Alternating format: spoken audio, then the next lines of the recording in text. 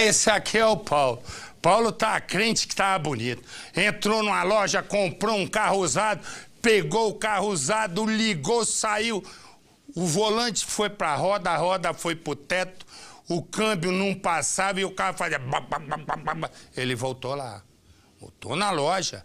Quero outro carro, porque esse tá ruim. Trocou o carro. Pegou um e disse, agora esse tá bom. De repente, chegou pra ele uma pilha de multa assim, do Detran. Porque o carro que ele devolveu, os caras não passaram pro nome do novo proprietário. Tudo que acontece com outro carro, quem recebe é ele. Resumo e mais, né? E mais. O Detran devia fazer o seguinte, ter alguma coisa que escutasse as pessoas, mas no Detran, eu também vou esperar o quê desse Detran? Me explica, só eu mesmo, né? Para esperar alguma coisa. E vou dizer, hein? Não se assuste se der uma bucha no Detran aqui de São Paulo, não. Põe no Cidade.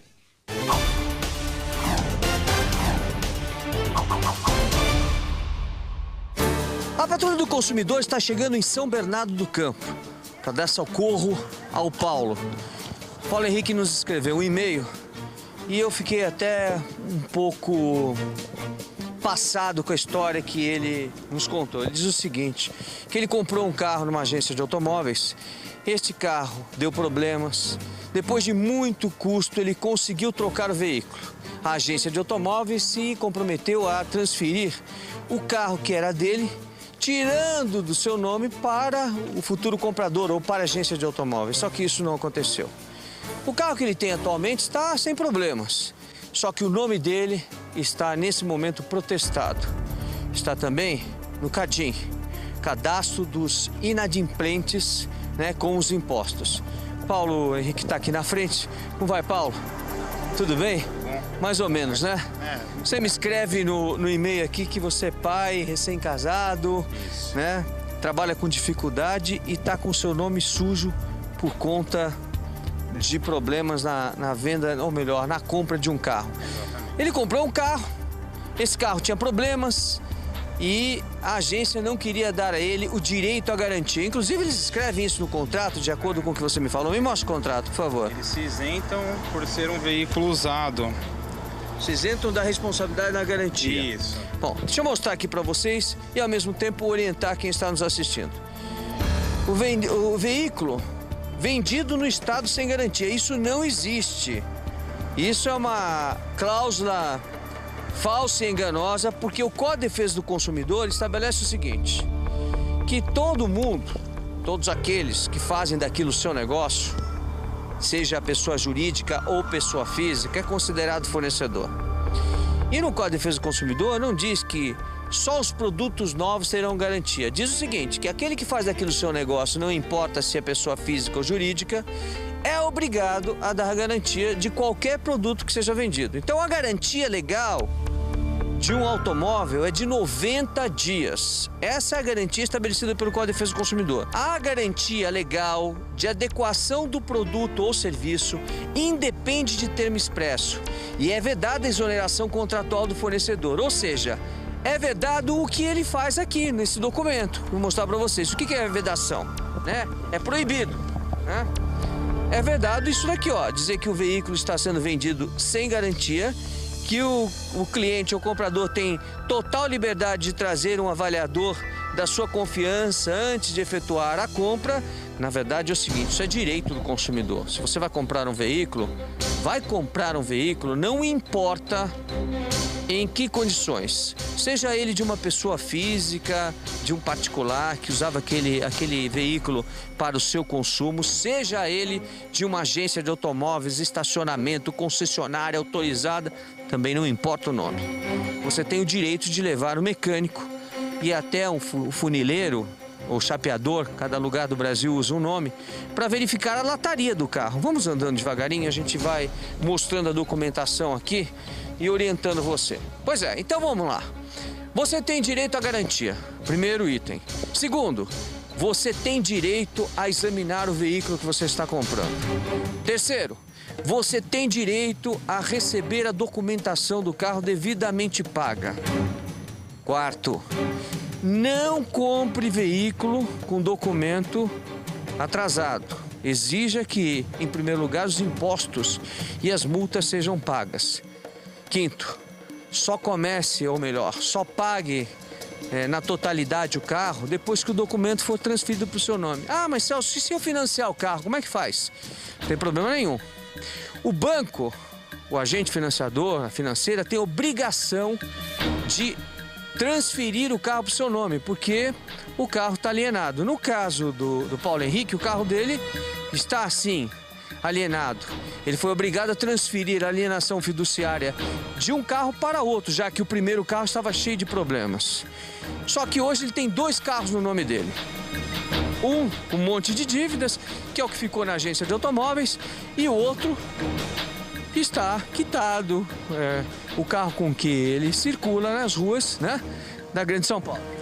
Na verdade, depois de muito custo, Celso, a loja, depois de muitos telefonemas não atendidos, a loja se prontificou e me deu um outro carro. Eu paguei a diferença, tenho o comprovante, e porém, né, depois de feita toda a parte, o carro hoje que está comigo, ele está documentado, está licenciado. Já o carro que eu devolvi para a loja, que é esse carro com problemas, ele tem 2 IPVAs, tem uma dívida ativa e hoje eu estou com o nome protestado por causa disso. Então a loja, ao invés de transferir para eles o veículo, ela está esperando o comprador e quem está pagando o carro sou eu. Ou esperando o comprador, ou passou esse veículo para outra pessoa que não fez a transferência. Veja, você vai comprar um automóvel, caminhão, motocicleta, numa agência de automóveis, num estabelecimento comercial, digamos assim, faça o seguinte. Em primeiro lugar, exija a nota fiscal na hora da venda. Por quê? Se você exigir a nota fiscal, o carro vai ter que estar no nome da empresa. E aí, você pode fazer a transferência para o seu nome sem correr risco. Diante dessas condições, você pode comprar o carro com mais tranquilidade. É importante que você saiba o seguinte: toda a documentação e tudo que você recebe, você deve guardar. Paulo Henrique guardou toda a documentação. Essa documentação você deve guardar pelo prazo de 5 anos. IPVA que você pagou, seguro, tudo que você tem em relação ao seu carro, guarde por 5 anos, porque durante esses 5 anos pode ser que você seja obrigado a fazer a comprovação, né, dessa documentação. Depois, passados 5 anos, você pode se desfazer desses documentos. A loja é essa daqui, Lotus Automóveis, não é isso? Tudo bem? Boa tarde, tudo bom? Tudo bem. Você pode chamar a pessoa responsável? Quem é o responsável? Quem só? Tudo bom? Tudo bem? Tudo em ordem? Tudo em ordem. Edson, você conhece o Paulo Henrique? Ele comprou um carro de vocês, o carro estava com problema, vocês trocaram o carro para ele pagou a documentação de transferência, transferiu o financiamento, só que o veículo que vocês venderam para ele foi passado naturalmente para um terceiro, esse terceiro não pagou a documentação, o carro continuou no nome dele e ele está com o nome no CADIM, está com o nome no protesto e precisa resolver isso, e a responsabilidade é da agência. Sim. Então, Celso, assim, quem cuida dessa parte da documentação é a Luciana. E no momento ela não está, a gente nem responde por isso, né? A gente só trabalha com vendas. Sim, mas a responsável, quem é o dono da agência? O senhor Fábio. Isso. Ele está aí? Não, não se encontra. Como é que a gente faz para resolver o problema? Você não quer ligar para ele? Para ela? Eu posso até tentar, mas esse horário, que horas são agora? O problema todo aqui é que tem outras coisas. Um carro foi vendido sem nota fiscal, outro carro... Eu não quero criar problema para vocês. Sim. Sabe que vender carro sem nota fiscal é crime contra a ordem tributária, né? E se a polícia vier aqui, vai levar e eu vou querer ver a nota fiscal de cada um desses carros aqui, de entrada. Positivo. Eu não vou criar problema, eu quero resolver. Vai entrar em contato com eles lá, por favor. Vamos ver se a gente resolve. Me dá um prazo para resolver isso. Em quanto tempo vocês vão resolver? Transfere o carro. Eu quero que vocês sigam o caminho de vocês, mas ele também tem que seguir o dele sem problema. Sem dúvida. Tá bom? Vai lá, eu aguardo. Tá Ok. bom? Obrigado, viu? Vamos aguardar aqui para ver se a gente resolve o problema. Quantas vezes você já veio aqui? Que eu vim, eu acho que tem mais de 20 que eu ligo, acho que uma vez por semana, mas nunca consegui encontrar. Aqui nós temos 2 IPVAs que estão em nome dois IPVAs vencidos, um de 2015 e o outro de 2016. Os dois estão vencidos e, como vocês podem ver, em nome do Paulo Henrique aqui, ó. Paulo Henrique.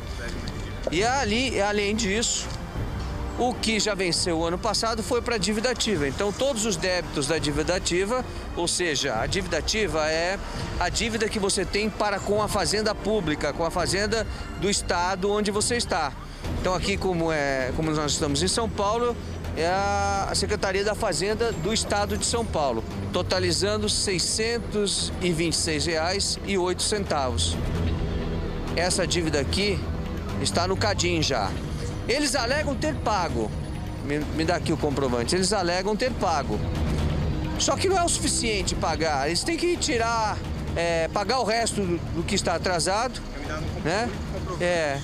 Eles deram esse comprovante para ele, ó, do Banco Itaú, do Cefaz, que é a Secretaria da Fazenda de São Paulo, dizendo que foi recolhido o valor de R$ 614,20. Só que não é o suficiente, não é o suficiente. Eles precisam, além de fazer isso, retirar o nome dele do protesto e transferir o veículo para que ele não fique responsável por absolutamente nada. Luciana, como vai? Tudo bem? Tudo bom? Luciana, você conhece, evidentemente, o Paulo Henrique, né? Sim. Sabe que ele está com problema com o carro que ele deixou aqui depois de uma troca. O carro está com dívida ativa e está com IPVA atrasado e não foi transferido. Como é que a gente faz para resolver o problema? Ele já está com comprovantes em mãos. Ele tem um comprovante, eu mostrei, da dívida ativa. Agora ainda tem um IPVA atrasado além disso. E ainda tem, o protesto tem que ser baixado, que é uma responsabilidade de vocês, e tem que ser feita a transferência, porque senão daqui a pouco o outro IPVA vai cair na dívida ativa. Correto, só que assim, eu não sei se vocês sabem como funciona a parte do Detran, eu não consigo pagar, enquanto não baixar uma dívida ativa, o sistema trava para você poder pagar qualquer outros débitos. Eu sei disso, por isso eu acabei de falar que para o Edson que a gente dá um prazo, né, para que vocês resolvam o problema. Depois de baixar a dívida ativa, retire o nome dele do protesto, pague o outro IPVA e faça a transferência do veículo. Correto. Quanto tempo você quer? Então, quem baixa o comprovante que eu fiz o pagamento da dívida ativa já está aí. Eu estou esperando a secretaria poder baixar. Que eles eu vou te ajudar junto à Secretaria da Fazenda, isso eu faço, tá? Para fazer a baixada. A gente consegue estar resolvendo. Em 10 dias. Problema nenhum. Então eu vou ajudar a resolver o problema da dívida ativa, ou seja, para baixar a dívida. Você faz a liberação do protesto, a transferência do veículo para o nome de quem já está com o carro para resolver esse problema. Ok, tá? Sem problema nenhum. Ele não quer nada mais do que isso. Ele podia até entrar com uma ação de perdas e danos morais por causa do nome dele estar nessa situação, mas ele não quer. O que ele quer é resolver o problema definitivamente. Só isso, só quero transferir o carro e acabar com a história. Vamos aguardar então e a gente volta para mostrar o que aconteceu? Vamos sim. Tá bom assim para você? Tá ótimo. Tá bom provisoriamente assim para a empresa? Sem problema nenhum. Depois a gente volta para mostrar que resolveu. Sem problemas. E dá parabéns pela solução. Ok. Tá ótimo. Provisoriamente estando bom para ambas as partes, Celso Russomano na Patrulha do Consumidor, especialmente para a Cidade Alerta.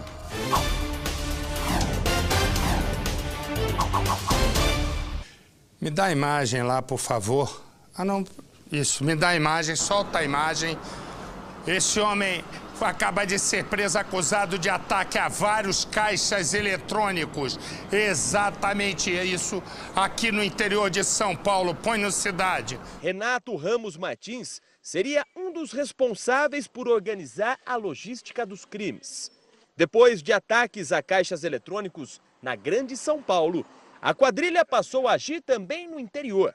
Em Indaiatuba, foram 3 casos. Com certeza eles participaram de vários locais e com o passar das investigações nós vamos chegar a esses locais também. As investigações levaram a Polícia Civil a endereços em Embu-Guaçu e em bairros de São Paulo.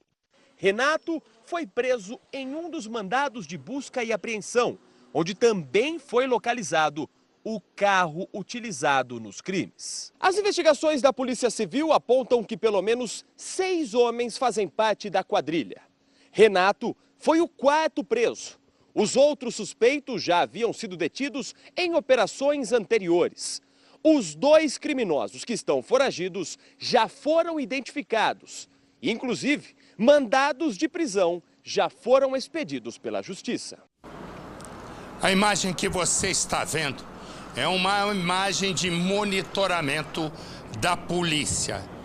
É um esquema de contrabando, né? E também de tráfico internacional de drogas. É no aeroporto aqui de Guarulhos.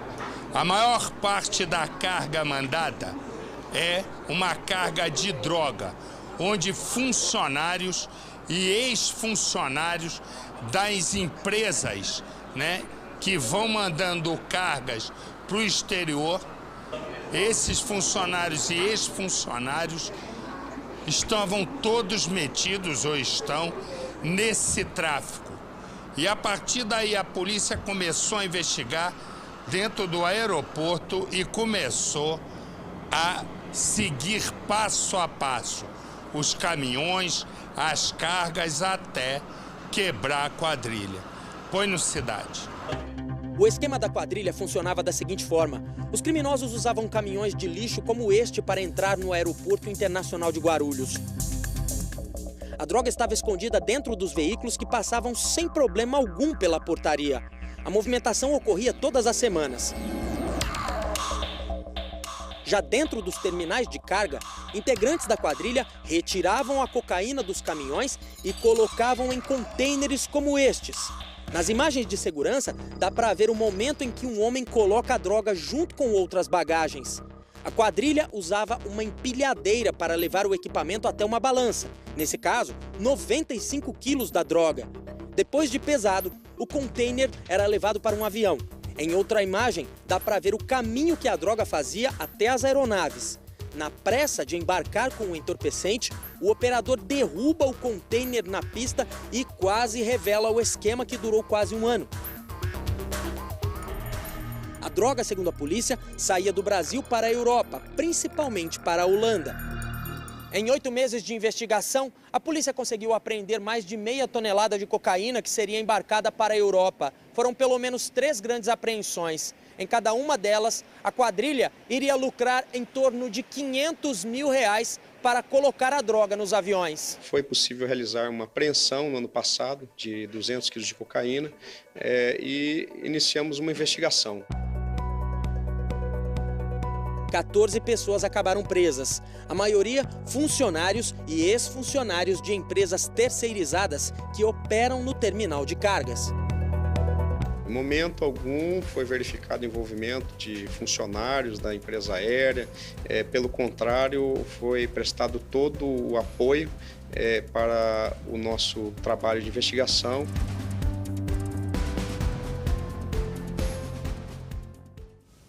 E esse que você está vendo aí é o terceiro a ser preso pela polícia. Ele é responsável, dos responsáveis, pela morte de um policial civil aqui em São Paulo. A família já o reconheceu. A quadrilha invadiu a residência do policial civil, que era chefe dos investigadores de uma delegacia. Ele estava em casa com os parentes e ele ainda reagiu. Atirou em um dos bandidos que morreu, o outro bandido acabou preso, né, no mesmo dia. Esse estava foragido, preso, e tem 2, que esses 2 continuam foragidos. A polícia agora vai tentar tirar desse aí, porque dos outros 2 ainda não conseguiu, quem realmente atirou para matar o policial. Essa é a questão agora, e está na cara que os 3 correm o risco de dizer que não se lembram ou colocar a culpa nos que não foram presos. Põe no Cidade. Wesley André de Souza foi reconhecido pela família do policial civil. Ele é um dos 3 criminosos que estavam dentro da casa na hora do crime. Um dia antes, a investigação já havia chegado ao outro assaltante, Gutenberg Silva Matos, que também está detido. 2 dos indivíduos qualificados já possuem passagens. As diligências continuam no intuito da prisão desses outros indivíduos que estão identificados, porém foragidos no momento. Chefe dos investigadores da Delegacia de Meio Ambiente de Taboão da Serra, na Grande São Paulo, José Eduardo Rala tinha 56 anos. Ele estava em casa com a família quando aconteceu a invasão, nesta rua do bairro de Santana, na Grande São Paulo. Era madrugada, chovia e não havia energia elétrica nos sobrados. Os 3 criminosos, segundo os vizinhos, entraram pelos fundos da residência e foram direto para o quarto do policial. Marido e mulher foram surpreendidos. José Eduardo reagiu. Conseguiu atirar num dos ladrões, Alan Ferreira, de 20 anos, que morreu ali mesmo. Mas o policial foi desarmado pelos outros 2 e atingido por disparos. Chegou a ser socorrido, mas morreu no hospital. Para a polícia, os criminosos não sabiam que na casa morava um investigador. Ao todo, 5 bandidos participaram do crime. 3 invadiram o sobrado, 2 ficaram do lado de fora. Ainda falta descobrir quem matou o policial. Como a ação foi rápida, a família não conseguiu reconhecer o terceiro homem que invadiu a casa e deve ter atirado em José Eduardo. Paulo Henrique Queiroz e Caio Henrique Maciel são os criminosos que, segundo a polícia, continuam foragidos. E aqui tem uma imagem, me dá a imagem, por favor. Repara aquele ônibus, três bandidos, sendo que 2 deles menores, roubaram esse carro aí e eles saíram em disparada. A polícia foi atrás, o carro atingiu 3 outros carros e aquele ônibus escolar. 28 estudantes estavam no ônibus escolar. Exatamente. Um desses caras, o que foi preso, maior de idade, né? Cadeia, os outros 2 foram passar uma pequena temporada nessa FEBEM, que mudou de nome. Muda de nome, mas não muda o estilo. Olha o salseiro que eles fizeram no meio da rua. É que a imagem é de câmera de celular, então fica difícil. Só à frente do carro e ainda pegaram outros 3 carros. Põe no Cidade. As vítimas que estavam a caminho da escola ou do trabalho tiveram um dia inesperado. O carro já era e o dia... Vamos ver o que vai dar. Conversar na firma e ver o que vai dar. 3 criminosos roubaram 2 carros de 2 casais em uma mesma rua por volta das 6 da manhã.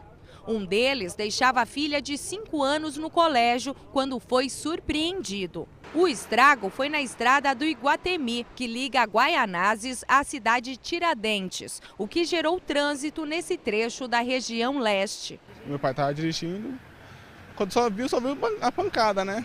Porque foi muito rápido. Quando esse acidente acontece é muito rápido. Aí eu fiquei sem reação. Quando nós foi ver, nós estávamos do outro lado da via. Os 2 adolescentes de 16 e 17 anos estavam neste carro roubado que era perseguido pela polícia a 4 quilômetros. Nesta altura, ele bateu naquele carro prata, que rodou e atingiu outros 3 carros do outro lado da via. Entre eles, aquele ônibus escolar que tinha todos os bancos ocupados por adolescentes. Estourou todo o carro, aí bandido, né? Moleque novo aí, sem ideia, para atrasar o lado nosso. Na delegacia se reuniram os donos dos carros atingidos na batida. Alguns deles, sem seguro, terão que arcar com o prejuízo. Ronaldo Santos, de 26 anos, que foi localizado logo depois com um outro carro roubado, já tinha passagens por roubo e furto. Ele estava com a arma que era de brinquedo e ficou preso. Os menores, também já conhecidos pela polícia, serão transferidos para a Fundação Casa. Pensa no seguinte, eu cheguei até a comentar. Esse moço ali é um guarda municipal, 4 tiros foram disparados nele, ele estava em casa, sossegadinho, né? Ele que tem 3 filhos e que recentemente se apaixonou e aí logo se casou. Isso tem exatamente 5 meses.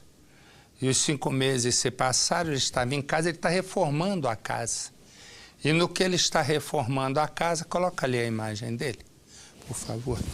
E aí, quando ele está reformando a casa, o que acontece? Acontece o seguinte: a esposa dele saiu para encomendar material de construção.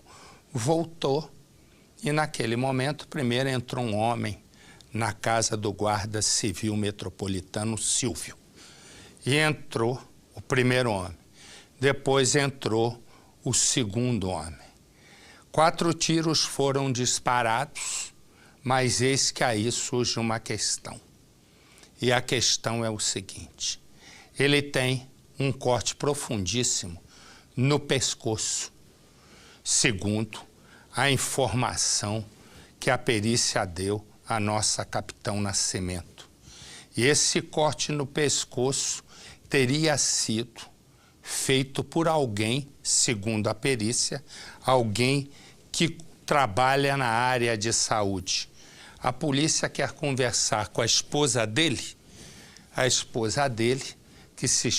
que chama Maria, porque por uma dessas coincidências ela é médica. Mas não que a polícia esteja acusando. Mas o problema é que a polícia também descobriu que ele fez um seguro de vida de R$400 mil. Põe no Cidade. Essas imagens são exclusivas. Na sequência delas, um assassinato.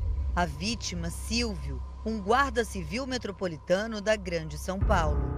Repare, a polícia acredita que o atirador pode ser este que aparece no alto do vídeo a pé, em passos acelerados. Ele atravessa essa rotatória e invade a casa, que não estaria trancada. Dentro do imóvel, apenas 2 pessoas. Silvio, que em poucos minutos vai ser assassinado, e a esposa Maria, testemunha do crime. A imagem agora mostra que em seguida um carro estaciona. Alguém, não dá para saber se homem ou mulher, desce e também entra no imóvel. Em seguida volta um dos criminosos. 6 segundos depois, volta o outro e eles fogem. O carro dos criminosos é flagrado também por essa outra câmera de monitoramento em alta velocidade. Os bandidos fogem do local. Enquanto isso, na cozinha da casa, Silvio está morto, assassinado a tiros, que depois de baleado ainda foi atacado com um golpe de faca certeiro na região do pescoço. Isso aí foi crime, entendeu? Foi já esquematizado, entendeu? Você acha que a pessoa já chegou lá? E foi esquematizado, foi tudo bolado. Tudo planejado? Planejado. Estas fotos também são exclusivas e mostram em detalhes como ficou a casa onde o crime aconteceu na parte interna. As latas de tinta se misturam ao rastro de violência espalhado pelo imóvel, enquanto Silvio provavelmente se arrasta até a cozinha. O corredor lateral é o acesso principal. A mulher da vítima, Maria, é uma médica dermatologista e também estava na casa, mas ela não consegue socorrer o marido, com quem se casou recentemente. Sobre as possíveis características do assassino, Maria disse à polícia que não consegue se recordar do pouco que ela teria visto, nenhuma característica física importante que pudesse, por exemplo, ser feito um retrato falado. Ela disse que ficou tão nervosa que se lembra que o homem estava com uma faca nas mãos e que ela teria oferecido o carro para que o bandido pudesse levar se o objetivo dele fosse roubar, já que dentro da casa não havia absolutamente nada. Só que daqui nada foi levado.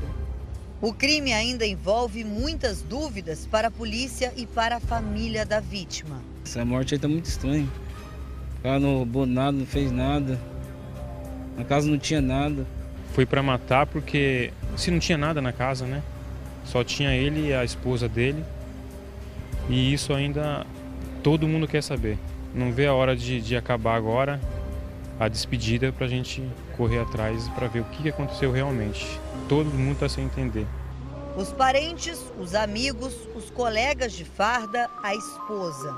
Todos tiveram pela manhã a última despedida da vítima, de alguém que tinha experiência na área, trabalhava no serviço reservado da corporação, o que deixa a circunstância do crime ainda mais estranha e termina desta forma. Não tinha inimigo com ninguém, todo mundo gostava dele, pode ver que tá cheio aí, entendeu? O lugar que ele foi não conhecia ninguém, pouco tempo que ele morava lá, você entendeu? Então não tinha inimigo com ninguém. Este irmão do guarda civil metropolitano diz que é cedo para apontar culpados, mas não descarta nenhuma possibilidade para o crime e duvida de todos, inclusive da própria cunhada. Você tem alguma? Tem, mas eu não vou falar, tem. Tem, todo mundo sabe, tá na televisão, todo mundo sabe. Tem. Alguma coisa envolvendo a atual esposa dele? É, alguma coisa? Não, eu não vou falar nessa parte, entendeu? Mas vai aparecer, vocês vão ver. Este homem era amigo de Silvio há mais de 20 anos e ele diz que poucos meses antes do crime, a primeira casa que Silvio morou com a esposa teria sido vítima de assalto e a arma de Silvio foi roubada. A arma dele também teria sido roubada de uma forma estranha, a arma da corporação antes do crime? Então, foi roubado, houve um roubo, né? A primeira casa que eles iam morar. Com 3 dias invadiram e roubaram, não tinha nada dentro, roubaram. 3 dias eles morando dentro da casa, entraram para roubar essa casa? Isso, roubaram a casa. O que chama a atenção da família de Silvio e dos amigos mais próximos é que os dois namoraram e se casaram muito rápido. Se conheceram em um hospital, ela era médica do plantão e ele levava uma ocorrência. Dali para frente, a vida dele teria mudado. O Silvio deixou 2 filhos, um de 16 e outro de 15 anos. Há cerca de 1 ano, um terceiro filho morreu vítima de acidente de moto. Depois disso, há cerca de 5 meses aproximadamente, ele conheceu Maria. Os dois se casaram em dezembro do ano passado e foram morar em Jundiaí. De acordo com os amigos e a família de Silvio, ele teria mudado completamente de comportamento até com os amigos mais próximos. A esposa atual, a médica, não deixava mais que ele se relacionasse com os amigos antigos. Ela perseguia ele, o celular dele ela pegava, ficava ligando, se ele não atendesse ela ia atrás, ia lá na guarda, ia todo lugar atrás dele. Ela chegou a colocar um equipamento na roupa dele para gravar? Com equipamento para gravar o que ele falava e ele nem sabia. Mas quem e por que mataria o guarda civil metropolitano Silvio, de 39 anos? Os amigos mais próximos garantem que ele não tinha inimigos. Ele sempre foi uma pessoa decente, foi criado com a gente, né, ali onde que a gente morava, no bairro ali, juntos com a gente só tem saudade e quer entender o que aconteceu, que ninguém consegue entender esse assalto, né? Que não tinha nada na casa. E que não levaram nada. Não levaram nada, só a vida dele mesmo. A viúva não quis gravar entrevista, chorava muito e foi amparada. De um casamento rápido que fez com que a vítima mudasse de vida por completo, até perder a própria vida. A polícia está no início das investigações, analisa as imagens dos circuitos e tem depoimentos marcados para chegar aos criminosos.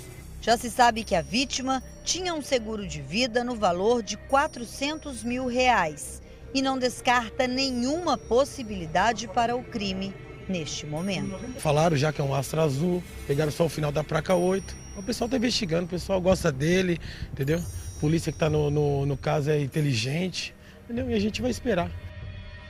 E o delegado, né, a partir da informação do corte no pescoço, com características, não é, de alguém que trabalha em área de saúde, o delegado vai chamar mais uma vez a médica esposa dele apenas para tomar mais informações, o que não quer dizer que nesse momento ela é acusada nem suspeita.